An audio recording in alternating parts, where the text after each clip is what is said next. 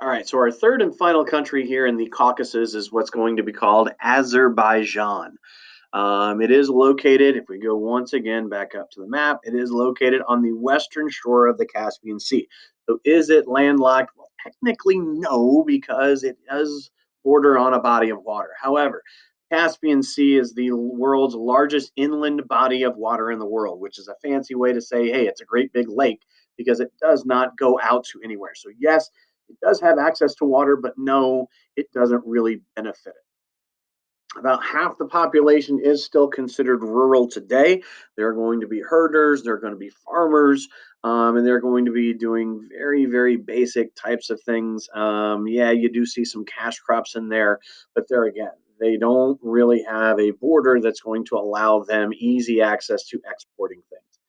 Population of about 8 million people, about 90% are going to be Azeri. Once again, like with all of these countries, you see a large percentage of the people living there are from that ethnic group. A lot of people, since the breakup of the Soviet Union, have chosen to come back. Primarily a Muslim country. If you look at the symbol here, that shows you this because the crescent moon and a star like this are traditionally Muslim symbols. When you go so far as to put Muslim symbols on your flag, you can bet that means an awful lot to your country. A lot of times, if they go so far as to do that, they're going to be more of what we would call a fundamentalist Islamic nation, meaning a lot of their laws are going to be based on the teachings of Islam. It says that this is the law in the Quran, for example. A lot of times that's going to be the law of the land as well. That's why you're going to see certain countries that will say, hey, you know what? The punishment for stealing is to cut a person's hand off. Well, if my literal translation of the Quran says that, that's the law of my land. A lot of times, that's what these symbols are going to tell you. Okay, economically, they've been a country that's had a lot of problems, and it's a country that you wouldn't think would have a lot of problems. First of all, the conflict with Armenia, we've already talked about those. We don't have to hash that out again. Just simply border disputes, religious disputes. Here's what doesn't make a whole lot of sense. They're a country that has access to petroleum. Petroleum, if you have it more times than not, you are going to be a country that's in really, really good shape economically. Here's the issues that they have. First of all, um, they are not a wealthy nation. Because they're not a wealthy nation, in order to really make anything out of that petroleum, they have to get a lot of foreign investment. They've got to get a lot of money from outside sources.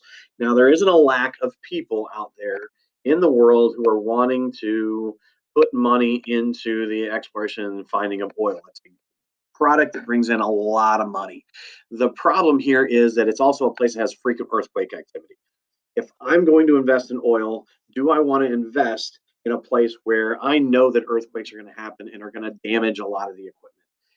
There's a lot of other places that I can invest money in, so they just don't get that foreign investment that they really need for it. What they do have is going to break down a lot because of the earthquake activity, so that's going to hamper their ability to produce a lot of petroleum. On top of that, what they do produce, because they're essentially a landlocked country, they have to rely on Russia to transport it for them. What that ultimately means is that their oil costs more. If their oil costs more, it's going to be just like with Russia, much, much harder for them to sell it. Environmentally, hey, they're a country that used to be a part of the Soviet Union, so environmental things were never a big priority for the Soviets. The Caspian Sea, there's going to be pollution there. If you've got oil tankers out there, if you've got oil rigs and earthquakes coming along, there's going to be oil spills. So pollution in the Caspian Sea is going to be a problem. Yes, they do have some factories, but once again, they're in the mountains. That's going be an issue. And if half of your population is going to be involved in farming, using of pesticides and fertilizers are going to be a problem, especially if you're going to use it over and over and over again, the way they're going to have to in Azerbaijan.